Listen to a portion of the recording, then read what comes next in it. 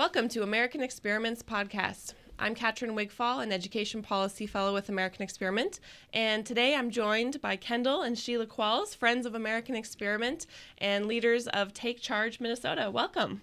Thank you for having us. Thank you for having us. I'm so excited to have the two of you, especially as we wrap up National School Choice Week. It's an annual opportunity to celebrate all of the different effective K-12 education options available to families. There have been celebrations across the country. There have been some even here in Minnesota.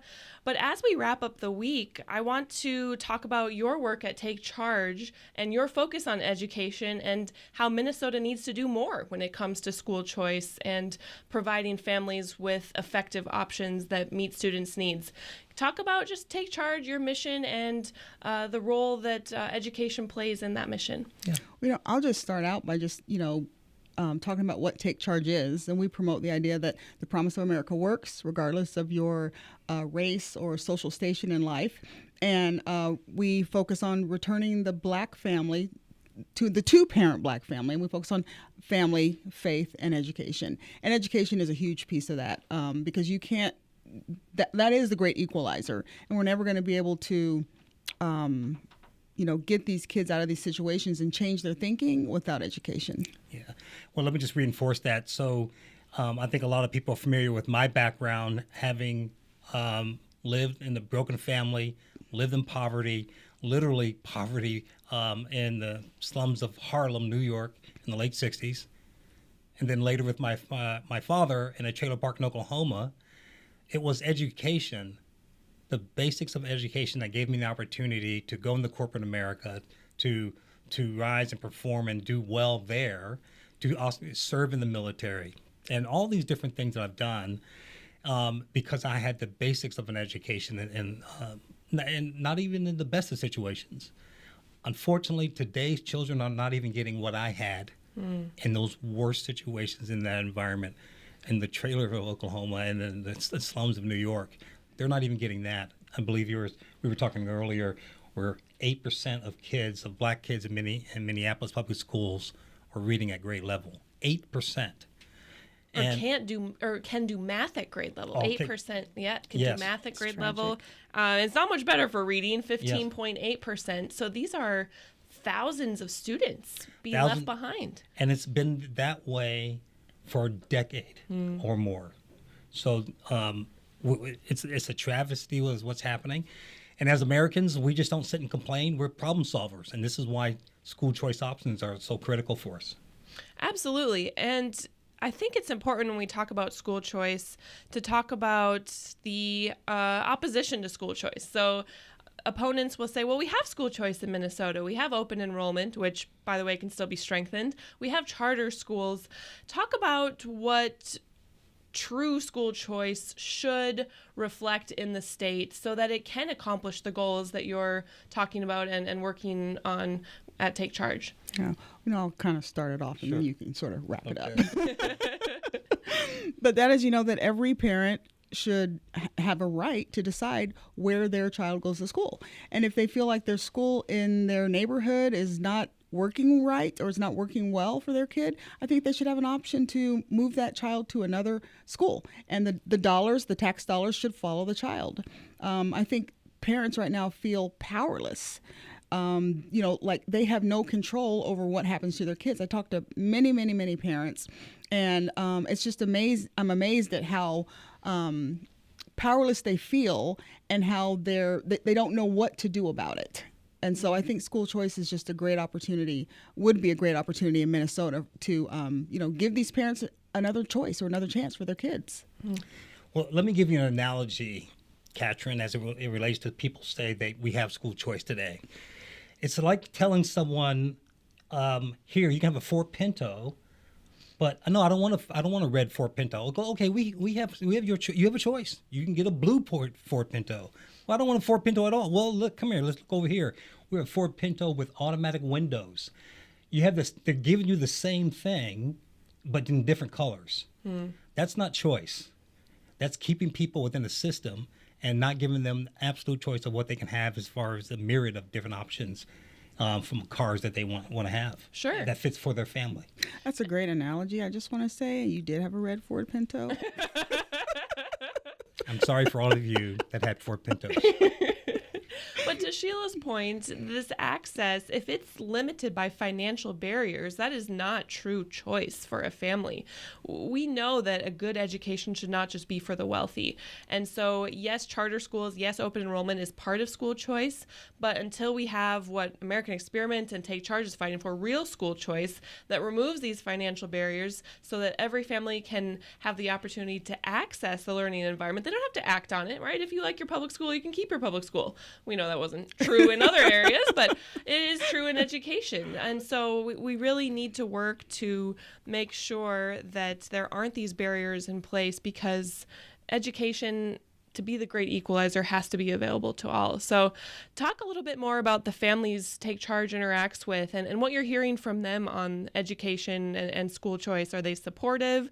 Do they want it? What are you hearing? Well, here's something that we've done. So over the last 2 years, we've polled Black American families across the country, 2 years, and these are high-grade polling. And in every poll, the majority of Black Americans, the vast majority of Black Americans have said that the public schools are not teaching their children to be successful in their future, not at reading levels, math levels, like we just talked about, and they want school choice. 76% of the people that are in these polls self-identified as Democrats. So this is not a political issue. This is a universal issue of right and wrong options for parents. And at the end of the day, to have someone graduate from high school that can't read and function in society is putting them in a position of doomed failure, a road that we know that often leads to criminal activity, or something where they live below themselves because they're incapable of functioning in our society today. And not only is that on an individual level concerning, but what that means for our state as a whole, our economy, our workforce. I think of my son's future colleagues and friends, and you want every individual to be set up for success because of what that means then when you work together as a collective group to move Minnesota forward. So the ramifications are huge. And I mean, I feel like we've continued to wave this red flag, and it really comes down to the support among constituents, among different communities, putting pressure on state leaders to say, no, we want this and we want it now. I recently wrote on American Experiment's website about the Republican and Democrat governors who officially proclaimed school choice this week in their respective states. Guess who was absent from that list? Minnesota's Governor Tim Walz. And you have to wonder, with all of this support among Minnesotans, who's blocking the door from making this a reality? I think, the answer to that, the easy, simple answer to that is teachers' unions. They feel like if we have school choice, that's going to somehow diminish the public schools. And actually, I think school choice would be good because it would then force competition, which would force them to improve. And I don't think this is, just you said it's a problem in our state. It's a problem, all across the country. What are these kids going to do? What's going to happen when they're full adults and then they're sort of deployed in society and they've been trained to be disruptors and they've been trained to, disrupt the system? What is that going to mean for all of us? Like you said, they're going to be our neighbors, the grocery store checkout guy, our doctors, our attorneys, people our kids are going to marry. This is going to affect all of us. Well, I think there's one thing you said, Catrin, that we've been waving this red flag.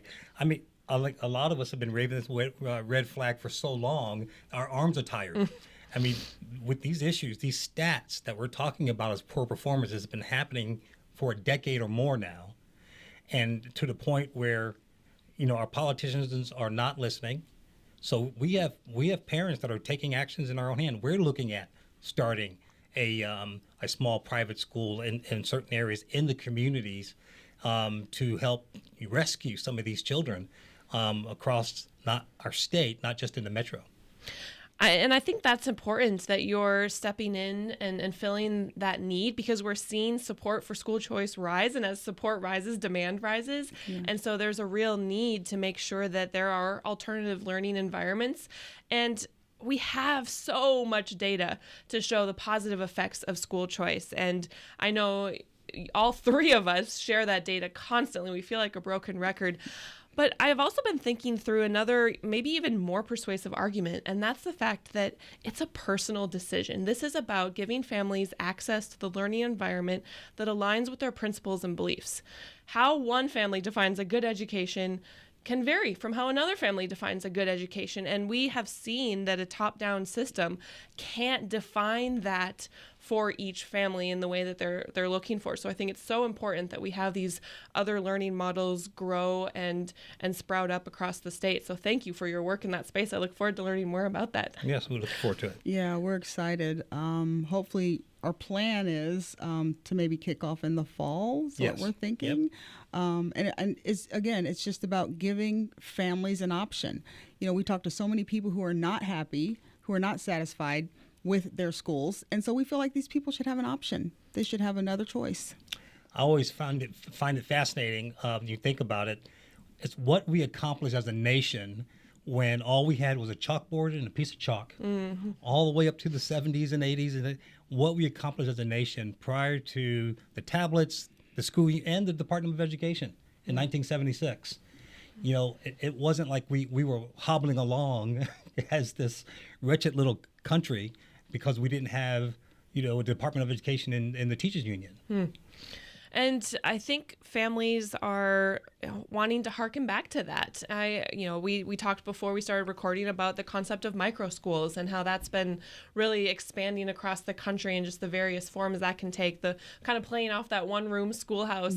My grandma taught in a one-room schoolhouse. She's 96 years old right now. I think she would be shocked to know that this type of education is on the rise again. But maybe she shouldn't be shocked because it worked. We know that students learned and they were able to then teach younger students and really show mastery of math and reading because they had to teach it to another student. So I think there's, we never want to dwell too much on the past to have that hinder our future. But if there are lessons that we can learn from that and build off to make the future better, I think we absolutely should do that. The current status quo is not what it, not working. We are literally dumbing our kids down. What's that stat you gave me the other day about IQs? Oh, yeah, the IQ of the average college grad is diminished 15 points from the class of 1939. Wow. Yeah. Wow. So we are literally dumbing down our kids. Here's the other thing, and people always talk about, well, you want to go back to the 50s or you want to go back to yesteryear. Those days are gone. This is not that. What we're talking about is like a coach taking over a legacy losing team, a losing franchise, and coming back in and getting back to the basics of the game. This is what we're talking about. It's not going back in history. It's getting back to the basics of what we know that makes us successful. And we can do that without tons of money. Oh, absolutely. Right? I mean, absolutely. we always talk about education problems are because of funding woes. Yeah. And, just to put it in perspective, Minneapolis School District spends over $20,000 a student. And we're still getting the statistics that we mentioned earlier. 8% of Black students can do math at grade level, 15.8 can read at grade level. We haven't seen much change there. So, it's not a dollar issue. Obviously, how you spend those dollars matters far more than how much you actually get to spend. But I think it's important to talk about the family role in a child's education too. When I taught, we looked at it as a triangle. You have the parent, you have the student, you have the teacher. That partnership is really key. And I know TakeCharge focuses a lot on the role of families, family involvement in education. So talk a little bit about how you message that to your supporters and to the communities you work with. Yeah, so it is literally a history lesson of what we try to provide the Black community, because a lot of people don't know the statistics. They don't know the data. They see and they feel that something's different. It's not like it used to be. But literally, in my lifetime, we've gone from 80% two-parent families to 80% fatherless homes. And in those two-parent families, there's a recent book that was just published, The Two-Parent Privilege. It's basically, this book says we stop getting married and we stop advancing a bit, literally, as a culture. Same thing has happened in the Black community. And even with that, you still have single moms that care about getting a good education for their children, so their children can have a different life than themselves. There is no service for that.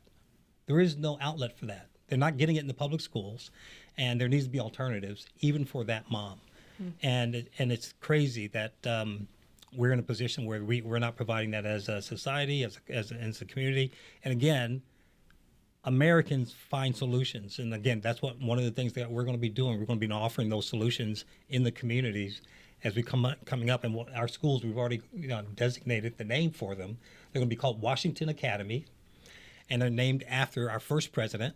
While our public schools are diminishing our founding fathers, we're leaning into that. It's named after President George Washington and also Booker T. Washington.